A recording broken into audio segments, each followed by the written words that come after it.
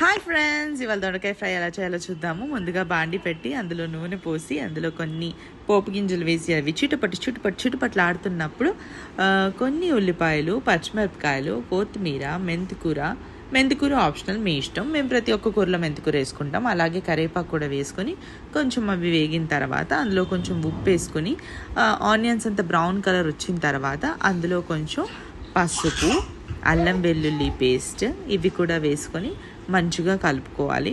కలుపుకున్న తర్వాత మనం ముందుగా కట్ చేసి పెట్టుకున్న దొండకాయల్ని తీసుకొచ్చి ఇందులో ఈ పోపులో వేసేయాలి. వేసిన తర్వాత ఈ దొండకాయలు మంచిగా వేగుతాయి. మనం మూత పెట్టి పెట్టుకోవాలి. ఇందులో ఏం చేయాలి అని అంటే, ఫ్రై అంటే అందరూ నార్మల్గా చేస్తారు, మేము ఒక వెరైటీగా చేస్తాం. ఇది చూడండి, మీరు కూడా ట్రై చేయండి.